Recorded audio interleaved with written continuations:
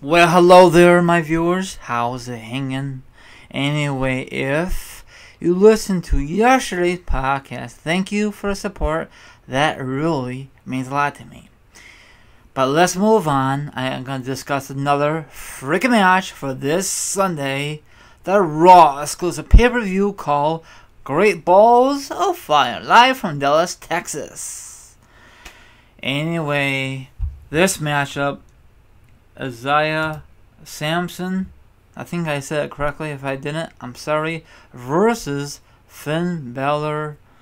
Now, Elias Samson, I know I totally botched it, I'm sorry. He had this guitar gimmick. And did you know he was in WWE? The early years of WWE, and WWE released him and they brought him back with this gimmick. I don't think this gimmick is really working out in my eyes. People in the crowd are pissed, you know? I don't know what to say. So, and I like Finn Balor. Why do you have to have this kind of match? He should go after the IC belt, you know? Instead of Dean Ambrose versus The Miz. Or make it a triple threat match, but whatever. I think that'd be a better matchup instead of have Dean Ambrose versus The Miz 1-on-1. But anyway, I could care less about this match also. You know, I don't care who wins. Actually, I really want Finn Balor to win, but probably WWE won't book that way. They want this Samson win. You know, he's fairly new, and they want to, I'm assuming they're going to push him. So, I just hate when there's this guitar on pay-per-views, on Raw, and people are pissed. They're booing him. So, I guess that's a good thing because he is heel. And, you know, he's not that kind of guy I'm really excited to see. I'm being honest, you know. I think there's certain guys on the roster I'm excited to watch. Like Finn Balor, I love his entrance. I like Seth Rollins' entrance. Some other guys I can't put my finger on it right now. You know, this guy, his entrance absolutely sucks. Shinsuke Nakamura, he has a pretty awesome entrance in my eyes. John Cena, he does the same old crap every week, so who cares about him? And what he said recently on SmackDown, he's not a part-timer. Oh, yes, he is. Okay. He says the same old crap when he comes back. He is Mr. Hollywood, you know. If he's not a part-timer, don't you think he should be there every single week, 365 days? Yes. Okay. I'm getting off subject here. He's a part-timer. You know, he just don't want to admit it. He is. And there's nothing wrong with that. You know, eventually he's going to be gone, run into the sunset, hopefully. We don't need him anymore, in my eyes. But let me go back to this matchup. I'm getting off subject here, and I apologize. Do you think this match should be in pre-show, make a doubleheader? Or do you think this should actually...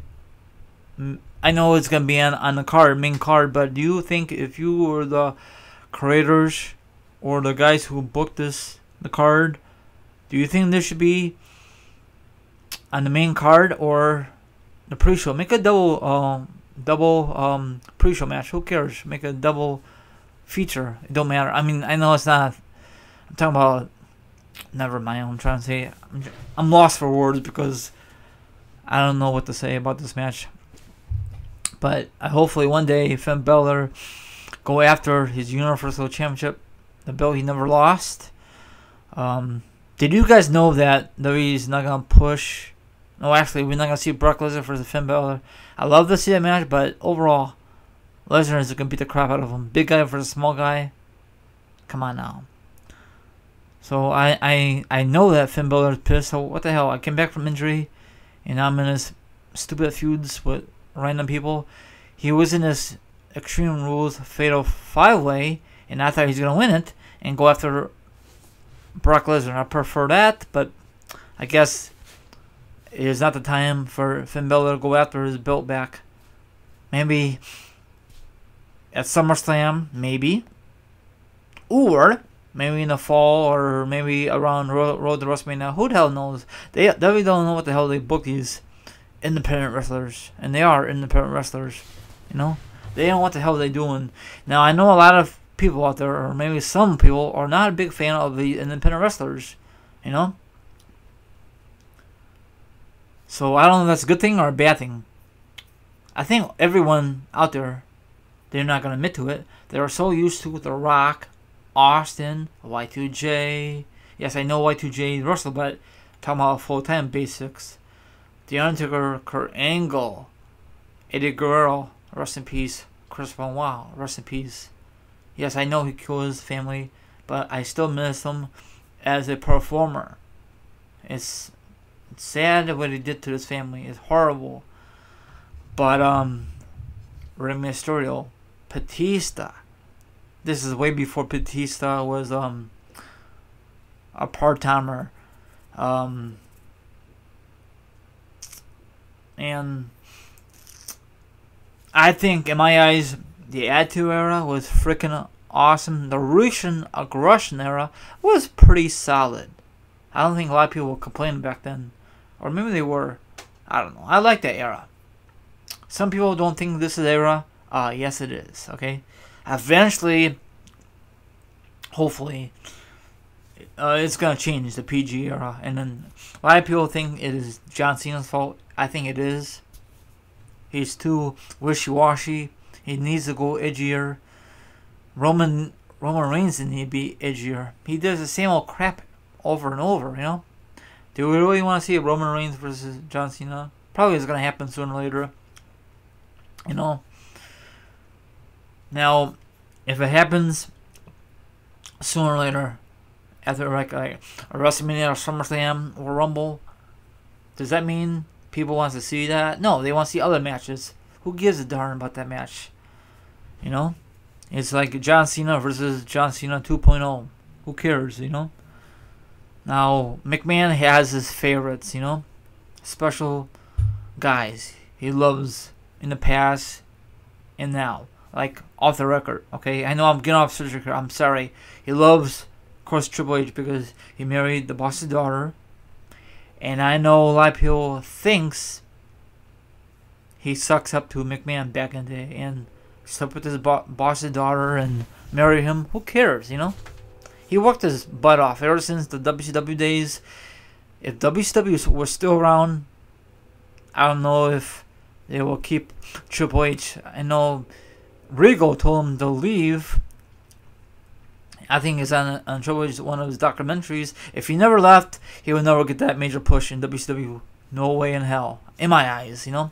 I really wish WCW was still around because WWE will have better competition, better storylines, better gimmicks, and maybe it will be TV 14. But ever since the Chris Benoit incident, things turned to the worst in my eyes, you know. Thank God for DVDs. Thank God for WWE Network. Well, sometimes the WWE Network doesn't show you all the great stuff from the DVDs or whatever, you know what I'm saying? But did you guys know I met Chris Benoit the time, I think it was, January 06 I met him at the Chicago War Wheels. I told him good luck. I got his autograph. I got a photo of him. He was a cool guy, very mellow. I told him good luck. I know none of you probably are still listening. Let me know if you're listening at this moment.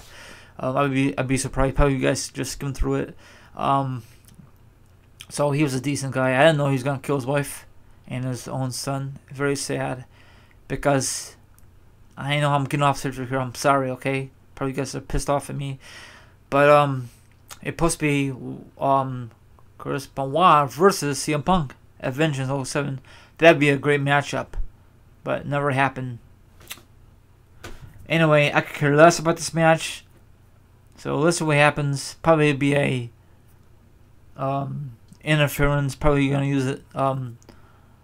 His guitar, knock him out like Honky Tonk Man did back in the day. Maybe not, but probably not, because it is not edgier product. It is too watered down. It is way PG, and I hate it. But whatever. What can you do?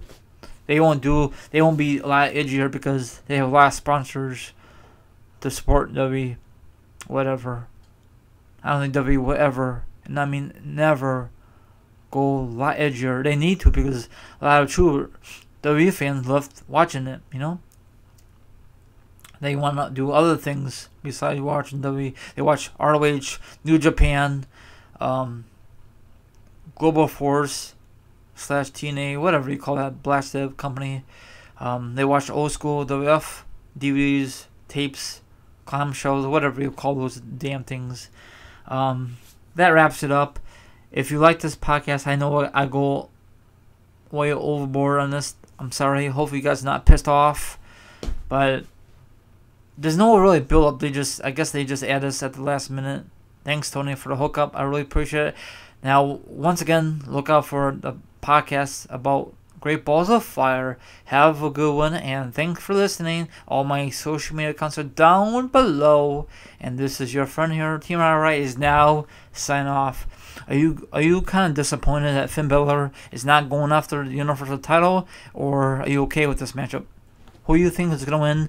And do you think it's going to be a good matchup, or do you think it's going to be a squash match? What's your quick thoughts? Now I'm out of here. Have a good one. And once again, this is Team Alright is now signing off.